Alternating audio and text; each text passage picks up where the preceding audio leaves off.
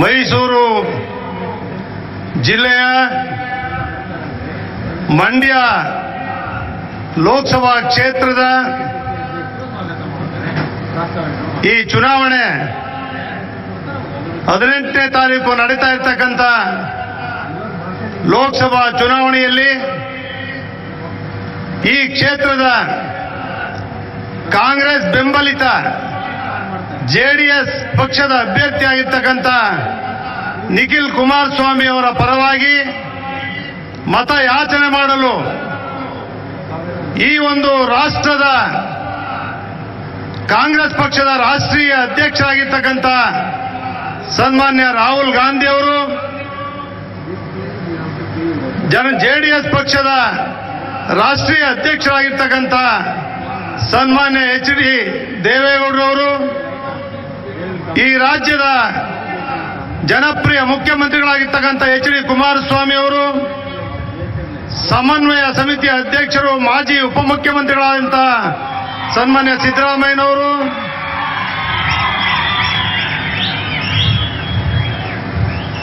ಹಾಗೂ ಮತ್ತೆಲ್ಲ ಕಾಂಗ್ರೆಸ್ ಪಕ್ಷದ ದಿಗ್ಗಜ ಹಿರಿಯ ನಾಯಕರುಗಳು, ಜೆಡಿಎಸ್ ಪಕ್ಷದ ನಾಯಕರುಗಳು,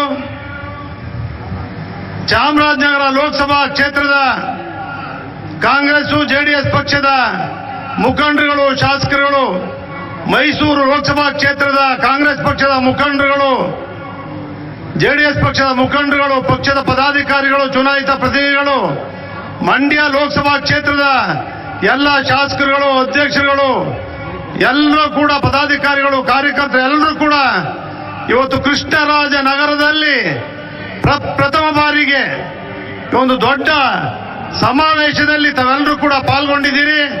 ತಮಗೆಲ್ಲರೂ ಕೂಡ ವೇದಿಕೆ ಇರ್ತಕ್ಕಂಥ ಎಲ್ಲ ಗೌರವಾನ್ವಿತ ಗಣ್ಯರಿಗೆ, ಇಲ್ಲಿ ನೆರೆದಿರ್ತಕ್ಕಂಥ ತಮಗೆಲ್ಲರೂ ಕೂಡ ಮೈಸೂರು ಜಿಲ್ಲೆಯ ಉಸ್ತುವಾರಿ ಸಚಿವರಾಗಿ ತಮಗೆಲ್ಲರೂ ಕೂಡ ಹಾರ್ದಿಕ ಸುಸ್ವಾಗತವನ್ನು ಬಯಸ್ತೇನೆ, ನನ್ನ ನಮನಗಳನ್ನು ಸಲ್ಲಿಸ್ತಾ ಇದ್ದೇನೆ. ತಮಗೆಲ್ಲರೂ ಕೂಡ ಗೊತ್ತಿದೆ, ಕಳೆದ ವಿಧಾನಸಭಾ ಚುನಾವಣೆಯಲ್ಲಿ ಕಾಂಗ್ರೆಸ್ ಮತ್ತು ಜೆಡಿಎಸ್ ಪಕ್ಷ ನಾವು ಜಿದ್ದಾಜಿದ್ದಿ ಚುನಾವಣೆಯಲ್ಲಿ ಹೋರಾಟವನ್ನು ಮಾಡಿದ್ದೀವಿ. ನಾವು 37 ಸ್ಥಾನಗಳನ್ನು ಶಾಸಕರಾಗಿ ಆಯ್ಕೆ ಮಾಡಿದ್ದಾರೆ ಜನರು. ಕಾಂಗ್ರೆಸ್ ಪಕ್ಷದಲ್ಲಿ 80 ಸ್ಥಾನಗಳನ್ನು ಆಯ್ಕೆ ಮಾಡಿದ್ದಾರೆ. 80 ಸ್ಥಾನಗಳನ್ನು ಗೆದ್ದಿರ್ತಕ್ಕಂಥ ಕಾಂಗ್ರೆಸ್ ಪಕ್ಷ ನಮ್ಗೆ ಯಾರಿಗೂ ಕೂಡ ಸಂಪೂರ್ಣ ಬಹುಮತ ಇಲ್ಲದೆ ಇರೋದ್ರಿಂದ ಸನ್ಮಾನ್ಯ ಶ್ರೀಮತಿ ಸೋನಿಯಾ ಗಾಂಧಿ ಅವರು, ರಾಹುಲ್ ಗಾಂಧಿ ಅವರು, ಅದೇ ರೀತಿ ಕರ್ನಾಟಕ ರಾಜ್ಯದ ಉಸ್ತುವಾರಿಯಾಗಿದ್ದ ವೇಣುಗೋಪಾಲ್ ರವರು, ಸನ್ಮಾನ್ಯ ಸಿದ್ದರಾಮಯ್ಯನವರು, ದಿನೇಶ್ ಗುಂಡೂರಾವ್ರವರು, ಅವರೆಲ್ಲ ಮುಖಂಡರುಗಳು ಕೂಡ ಸೇರಿ ರಾಷ್ಟ್ರೀಯ ಅಧ್ಯಕ್ಷ ಅಂತ ದೇವೇಗೌಡ ಜೊತೆ ಮಾತನಾಡಿ ಕುಮಾರಸ್ವಾಮಿ ಅವ್ರನ್ನೇ ಮುಖ್ಯಮಂತ್ರಿ ಮಾಡಬೇಕು ಅಂತೇಳಿ ತೀರ್ಮಾನವನ್ನು ಮಾಡಿ ಇವತ್ತು ರಾಜ್ಯದಲ್ಲಿ ಕುಮಾರಸ್ವಾಮಿ ಅವರು ಮುಖ್ಯಮಂತ್ರಿಗಳಾಗಿ ಆಡಳಿತವನ್ನು ನಡೆಸ್ತಾ ಇರ್ತಕ್ಕಂಥ ತಮಗೆಲ್ಲರೂ ಕೂಡ ಗೊತ್ತಿದೆ. ಉಪಮುಖ್ಯಮಂತ್ರಿಗಳಾಗಿ ಪರಮೇಶ್ವರ್ ಅವರು ಅಧಿಕಾರವನ್ನು ನಡೆಸ್ತಾ ಇದ್ದಾರೆ.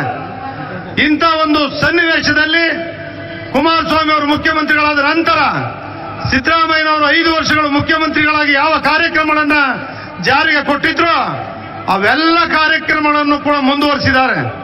ಅದ್ರ ಜೊತೆಗೆ ವಿಶೇಷವಾಗಿ ಇನ್ನೂ ಹೆಚ್ಚಿನ ರೈತರ ಸಾಲವನ್ನ ವಾಣಿಜ್ಯ ಬ್ಯಾಂಕ್ಗಳಲ್ಲಿ, ಸಹಕಾರ ಸಂಘಗಳಲ್ಲಿ ಮನ್ನಾ ಮಾಡತಕ್ಕಂಥ ಕಾರ್ಯಕ್ರಮಗಳು, ಅದೇ ರೀತಿ ವೃದ್ಧರಿಗೆ ವೃದ್ಧಾಪ್ಯ ವೇತನವನ್ನು ಹೆಚ್ಚಳ ಮಾಡ್ತಕ್ಕಂಥದ್ದು, ಗರ್ಭಿಣಿ ಸ್ತ್ರೀಯರಿಗೆ ಹೆಚ್ಚು ವೇತನವನ್ನು ಕೊಡ್ತಕ್ಕಂಥದ್ದು, ಈ ರೀತಿಯ ಕೃಷಿಗೆ ಹೆಚ್ಚು ಆದ್ಯತೆಯನ್ನು ಕೊಟ್ಟಿರ್ತಕ್ಕಂಥದ್ದು, ನೀರಾವರಿಗೆ ಹೆಚ್ಚಿನ ಆದ್ಯತೆಯನ್ನು ಕೊಟ್ಟಿರ್ತಕ್ಕಂಥದ್ದು, ರಸ್ತೆಗಳಿಗೆ ಹೆಚ್ಚಿನ ಆದ್ಯತೆಯನ್ನ ಕೇವಲ 11 ತಿಂಗಳಲ್ಲಿ ಬಹಳಷ್ಟು ಕಾರ್ಯಕ್ರಮಗಳನ್ನು ಕೊಟ್ಟು ಉತ್ತಮವಾದಂತಹ ಬಜೆಟ್ ಅನ್ನು ಮಂಡಿಸಿ ಇಡೀ ದೇಶದಲ್ಲೇ ಒಳ್ಳೆಯ ಬಜೆಟ್ ಅನ್ನು ಕೊಟ್ಟಿದ್ದಾರೆ.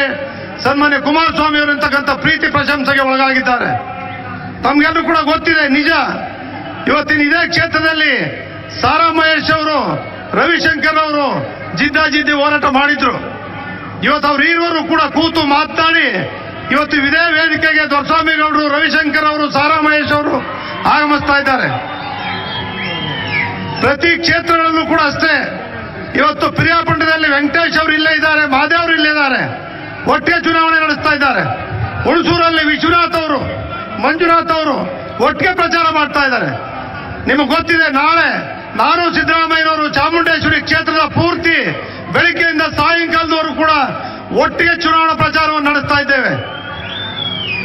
ಈ ರೀತಿ ಅಶ್ವಿನ್ ರವರು ಅಲ್ಲಿ ಮಾದೇವಪ್ಪನವರು ಇಲ್ಲೇ ಕೂತಿದ್ದಾರೆ, ಧ್ರುವನಾರಾಯಣ ಅವರು ಕೂಡ ಒಟ್ಟಿಗೆ ಚುನಾವಣಾ ಪ್ರಚಾರವನ್ನು ಮಾಡ್ತಾ ಇದ್ದಾರೆ. ಕಾಂಗ್ರೆಸ್ ಪಕ್ಷದ ಅಭ್ಯರ್ಥಿಯಾಗಿರ್ತಕ್ಕಂಥ ವಿಜಯಶಂಕರ್ ಅವರಿಗೆ, ಕಾಂಗ್ರೆಸ್ ಪಕ್ಷದ ಚಾಮರಾಜನಗರ ಲೋಕಸಭಾ ಅಭ್ಯರ್ಥಿ ಧ್ರುವನಾರಾಯಣ ಅವರಿಗೆ, ನಮ್ಮ ಎಲ್ಲ ಜೆಡಿಎಸ್ ಪಕ್ಷದ ಕಾರ್ಯಕರ್ತರು ಮುಖಂಡರು ಒಗ್ಗಟ್ಟಿನಿಂದ ಬೆಂಬಲವನ್ನು ಕೊಟ್ಟಿದ್ದೇವೆ. ಅದೇ ರೀತಿ ಮಂಡ್ಯ ಜಿಲ್ಲೆಯಲ್ಲೂ ಕೂಡ ಕಾಂಗ್ರೆಸ್ ಪಕ್ಷ ಒಗ್ಗಟ್ಟಿನಿಂದ ನಿಖಿಲ್ರವನ್ನ ಗೆಲ್ಲಿಸಿಕೆ ಬೆಂಬಲವನ್ನ ಕೊಡಬೇಕು, ಒಟ್ಟಾಗಿ ಹೋರಾಟವನ್ನು ಮಾಡಬೇಕು ಅಂತಕ್ಕಂಥದ್ದೇ ನಮ್ಮೆಲ್ಲರ ಕಳಕಳಿಯ ಮನವಿ. ಇವತ್ತೇನು KR ನಗರದಲ್ಲಿ ಇವತ್ತು ಒಟ್ಟಾಗಿ ದೊರಸ್ವಾಮೇಗೌಡರು, ರವಿಶಂಕರ್ ಅವರು, ಸಾರಾ ಮಹೇಶ್ ಅವರು ಒಂದೇ ವೇದಿಕೆ ಮೇಲೆ ಬಂದಿದ್ದಾರೆ. ಅದೇ ರೀತಿ ಮಂಡ್ಯದಲ್ಲೂ ಕೂಡ ಆಗ್ತಾ ಇದೆ, ಅದು ಕೂಡ ಆಗಬೇಕು ಅಂತಕ್ಕಂಥದ್ದೇ ನಮ್ಮೆಲ್ಲರ ಮನವಿ. ಇಷ್ಟೇ ಅದೇನೇ ಆಗಲಿ, ಕುಮಾರಸ್ವಾಮಿ ಅವರು ಈ ರಾಜ್ಯದಲ್ಲಿ ಮುಖ್ಯಮಂತ್ರಿಯಾಗಿ ಇನ್ನು 4 ವರ್ಷಗಳ ಕಾಲ ಅಧಿಕಾರವನ್ನು ನಡೆಸಬೇಕು. ಅದಕ್ಕೋಸ್ಕರ ನಾವೆಲ್ಲರೂ ಕೂಡ 21 ಕ್ಷೇತ್ರಗಳಲ್ಲಿ ಕಾಂಗ್ರೆಸ್ ಪಕ್ಷದ ಲೋಕಸಭಾ ಅಭ್ಯರ್ಥಿಗಳನ್ನ ಜೆಡಿಎಸ್ ಪಕ್ಷ ಬೆಂಬಲಿಸಬೇಕು. 7 ಕ್ಷೇತ್ರಗಳಲ್ಲಿ ಜನತಾದ ಅಭ್ಯರ್ಥಿಗಳನ್ನ ಕಾಂಗ್ರೆಸ್ ಪಕ್ಷ ಬೆಂಬಲಿಸಬೇಕು. 28 ಕ್ಷೇತ್ರಗಳಲ್ಲೂ ಕೂಡ ಒಗ್ಗಟ್ಟಾಗಿ ಚುನಾವಣೆಯನ್ನ ಎದುರಿಸಬೇಕು.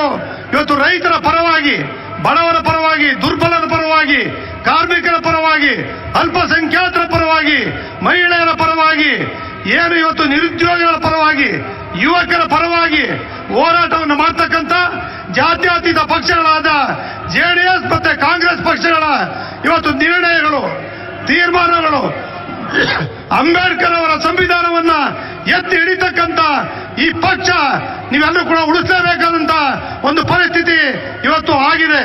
ಇವತ್ತು ಭಾರತೀಯ ಜನತಾ ಪಕ್ಷ ಬಡವರ ವಿರೋಧಿ, ರೈತರ ವಿರೋಧಿ, ಯುವಕರ ವಿರೋಧಿ, ಮಹಿಳೆಯರ ವಿರೋಧಿ, ಗ್ರಾಮೀಣ ಪ್ರದೇಶದ ಇಡೀ ಭಾರತ ದೇಶದಲ್ಲಿ ಯಾವುದೇ ಹಳ್ಳಿಗಳ ಅಭಿವೃದ್ಧಿಗೆ ಯಾವುದೇ ಅನುದಾನವನ್ನು ನೀಡಲಿಲ್ಲ. ಯಾವತ್ತೂ ಕೂಡ ನಮಗೆ ಓಟ್ ಕೊಡಿ, 1 ವರ್ಷದಲ್ಲಿ 2 ಕೋಟಿ ಉದ್ಯೋಗ ಕೊಡ್ತೀನಿ, ನಿರುದ್ಯೋಗ ನಿರ್ಮೂಲನೆ ಮಾಡ್ತೀನಿ ಅಂತ ಹೇಳಿದ್ರು. ಉದ್ಯೋಗ ಕೊಡ್ಲಿಲ್ಲ. 15 ಲಕ್ಷ ರೈತರ ಹಣೆಗೆ ನೇರ ಬ್ಯಾಂಕ್ಗಳಿಂದ ಬರ್ತದೆ ಅಂತ ಹೇಳಿದ್ರು. ಯಾರ ಖಾತೆಯೂ ಕೂಡ 15 ರೂಪಾಯಿ ಕೂಡ ಬಂದಿಲ್ಲ. ಈಗ ಹೇಳ್ತಾ ಇದ್ದಾರೆ 2,000 ರೂಪಾಯಿ ಕೊಡ್ತೀನಿ ಅಂತೇಳಿ. ಅವ್ರಿಗೆ ಪ್ರತಿಯೊಬ್ಬ 6,000 ರೂಪಾಯಿನ 1 ವರ್ಷ ಕೊಡ್ತಕ್ಕಂಥದ್ದು, 4 ತಿಂಗಳಿಗೆ 2,000 ರೂಪಾಯಿ ಕೊಡ್ತಾರಂತೆ. ಲೆಕ್ಕ ಹಾಕಿ ಒಂದು ದಿನಕ್ಕೆ ಎಷ್ಟು ರೂಪಾಯಿ ಬೀಳ್ತು ಅಂತೇಳಿ. ಅದೇ ರಾಹುಲ್ ಗಾಂಧಿ ಅವರು ಹೇಳ್ತಾ ಇದ್ದಾರೆ, ನಾವು 72,000 ರೂಪಾಯಿಗಳನ್ನ ಪ್ರತಿಯೊಂದು ರೈತರ ಖಾತೆಗೆ, ಬಡವರ ಖಾತೆಗೆ ನಾವು ಕೊಡ್ತೇವೆ. 4,32,000 ರೂಪಾಯಿಗಳನ್ನ ಪ್ರತಿ ವರ್ಷ 5 ಕೋಟಿ ಜನ ರೈತರ, ಬಡವರ ಖಾತೆಗೆ ನೇರವಾಗಿ ಹಣ ಜಮಾ ಮಾಡ್ತೇವೆ ಅಂತೇಳಿ ರಾಹುಲ್ ಗಾಂಧಿ ಅವರಿಗೆ ಘೋಷಣೆ ಮಾಡಿದ್ದಾರೆ. ಇದೆಲ್ಲ ಕಾರ್ಯಕ್ರಮಗಳನ್ನು ನೋಡಬೇಕು. ರಾಷ್ಟ್ರ ಮಟ್ಟದಲ್ಲಿ ರಾಹುಲ್ ಗಾಂಧಿ ಅವರು ಪ್ರಧಾನಮಂತ್ರಿ ಆಗಬೇಕು. ದೇವೇಗೌಡರು ರಾಷ್ಟ್ರ ಮಟ್ಟದಲ್ಲಿ ನಾಯಕತ್ವವನ್ನು ವಹಿಸಬೇಕು. ಅದಕ್ಕೋಸ್ಕರ ಈ ಸಣ್ಣ ಪುಟ್ಟ ಭಿನ್ನಾಭಿಪ್ರಾಯಗಳನ್ನ ನಾವು ಮರೆಯಲೇಬೇಕಾಗಿದೆ. ನಿಜ, ಇವತ್ತು ಕೂಡ ಗ್ರಾಮ ಪಂಚಾಯತ್, ಜಿಲ್ಲಾ ಪಂಚಾಯತ್, ತಾಲೂಕ್ ಪಂಚಾಯತಿಯಲ್ಲಿ, ಹಳ್ಳಿಗಳಲ್ಲಿ ನಮ್ಗೆಲ್ಲೂ ಕೂಡ ವೈಮನಸ್ಸಿದೆ. ಅದೆಲ್ಲ ನಾವು ಮರಿಬೇಕಾಗಿದೆ. ಈ ರಾಷ್ಟ್ರವನ್ನು ಉಳಿಸಲಿಕ್ಕೆ, ಈ ಭಾರತ ದೇಶದ ಬಡವರ ಉಳಿವಿಗಾಗಿ, ರೈತರ ಉಳಿವಿಗಾಗಿ, ಹಿಂದುಳಿದ ದಲಿತರ, ದುರ್ಬಲರ ವರ್ಗದರ ಉಳಿವಿಗಾಗಿ ಈ ಭಾರತ ದೇಶದಲ್ಲಿ ಇವತ್ತು ಕಾಂಗ್ರೆಸ್ ಪಕ್ಷದ ಇವತ್ತೇನು ತಮಗೇನು ಕೂಡ ಗೊತ್ತಿದೆ, ಇಂದಿರಾ ಗಾಂಧಿ ಅವರು 20 ಅಂಶಗಳನ್ನ ಕಾರ್ಯಕ್ರಮ ಜಾರಿಗೆ ಕೊಟ್ಟಂತ ಏಕೈಕ ನಾಯಕಿ ಇಂದಿರಾ ಗಾಂಧಿ ಅವರನ್ನ ಇವತ್ತಿಗೂ ಕೂಡ ಬಡವರು ನೆನೆಸ್ತಾರೆ. ಇವತ್ತಿಗೂ ಕೂಡ ಅದೇ ರೀತಿ ದೇವರಾಜ್ ಅರಸು ಅವರನ್ನ ನಮ್ಮ ರಾಜ್ಯದಲ್ಲಿ ಮುಖ್ಯಮಂತ್ರಿಯಾಗಿ 7 ವರ್ಷಗಳ ಕಾಲ ಏನ್ ಸೇವೆಯನ್ನು ಸಲ್ಲಿಸಿದ್ರು ಅವರನ್ನು ಕೂಡ ಇವತ್ತು ಸ್ಮರಿಸ್ತಾರೆ. ರಾಜೀವ್ ಗಾಂಧಿ ಅವರು ಒಳ್ಳೆ ಆಡಳಿತವನ್ನು ಕೊಟ್ಟರು. ದೇವೇಗೌಡರು 11 ತಿಂಗಳು ಪ್ರಧಾನಮಂತ್ರಿಗಳಾಗಿ ನೀರಾವರಿ ಇಡೀ ದೇಶಕ್ಕೆ 3 ರೂಪಾಯಿ ಅಕ್ಕಿ ಕೊಟ್ಟಂತವರು ದೇವೇಗೌಡರು. ಇದೆಲ್ಲವನ್ನ ಮನಗಂಡು ಮತ್ತೊಮ್ಮೆ ಇವತ್ತು ದೇವೇಗೌಡರಿಗೆ ರಾಷ್ಟ್ರ ಮಟ್ಟದಲ್ಲಿ ರಾಹುಲ್ ಗಾಂಧಿ ಅವರಿಗೆ ಶಕ್ತಿಯನ್ನು ತುಂಬಬೇಕು. ರಾಜ್ಯದಲ್ಲಿ ಕುಮಾರಸ್ವಾಮಿ ಅವರು ಮುಖ್ಯಮಂತ್ರಿಗಳಾಗಿ, ಪರಮೇಶ್ವರ್ ಅವರು ಉಪಮುಖ್ಯಮಂತ್ರಿಗಳಾಗಿ, ಸಿದ್ದರಾಮಯ್ಯ ಅವರ ನಾಯಕತ್ವದಲ್ಲಿ ಶಕ್ತಿಯನ್ನು ತುಂಬತಕ್ಕಂಥ ಅನ್ನುವಂಥದ್ದನ್ನ ಮಾಡ್ಲಿಕ್ಕೋಸ್ಕರವಾಗಿ ನಮ್ಮೆಲ್ಲ ಸಣ್ಣ ಪುಟ್ಟ ಭಿನ್ನಾಭಿಪ್ರಾಯಗಳನ್ನು ಮರೆತು ಒಗ್ಗಟ್ಟಾಗಿ ಒಂದಾಗಿ ನಾವೆಲ್ಲರೂ ಕೂಡ ಜೆಡಿಎಸ್ ಕಾಂಗ್ರೆಸ್ ಪಕ್ಷದ ಅಭ್ಯರ್ಥಿಗಳನ್ನ ಗೆಲ್ಲಿಸಬೇಕು ಅಂತೇಳಿ ತಮಗೆಲ್ಲ ಕೈ ಮುಗಿದು ಪ್ರಾರ್ಥನೆ ಮಾಡಿ ನನ್ನ ಮಾತನ್ನ ಮುಗಿಸ್ತೇನೆ. ಜೈ ಹಿಂದ್, ಜೈ ಭಾರತ್, ಬಲೋ ಭಾರತ್ ಮಾತಾ ಕಿ. ತಾವೆಲ್ಲರೂ ಕೂಗಬೇಕು ಜೋರಾಗಿ, ಬಲೋ ಭಾರತ್ ಮಾತಾ ಕಿ. ಜೆಡಿಎಸ್ ಪಕ್ಷಕ್ಕೆ, ಕಾಂಗ್ರೆಸ್ ಪಕ್ಷಕ್ಕೆ, ನಮ್ಮ ನಿಖಿಲ್ ಕುಮಾರಸ್ವಾಮಿ ಅವರಿಗೆ, ವಿಜಯಶಂಕರ್ ಅವರಿಗೆ, ಧ್ರುವನಾರಾಯಣ್ ಅವರಿಗೆ ನಮಸ್ಕಾರ.